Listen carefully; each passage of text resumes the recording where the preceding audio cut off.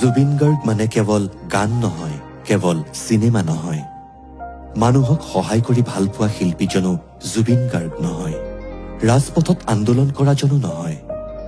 বহু বিতৰ্কৰ মাজত বাৰে বাৰে পাকঘূৰণি খাই থকা নামটোও নহয়। জুবিন গাৰ্গ এই আটাইবোৰ, অথচ আৰু কিবা অকণ, এক সীমাহীন অস্থিৰতাৰ নাম জুবিন গাৰ্গ। প্ৰতিটো সময়ৰ প্ৰতিজন মানুহৰ প্ৰতিটো আঘাতত অধীৰ হৈ পৰা এখন অন্তৰৰ নাম জুবিন গাৰ্গ। আনৰ বাবে হঠাতে উচুপি উঠা এটা কৰুণাৰ নাম জুবিন গাৰ্গ।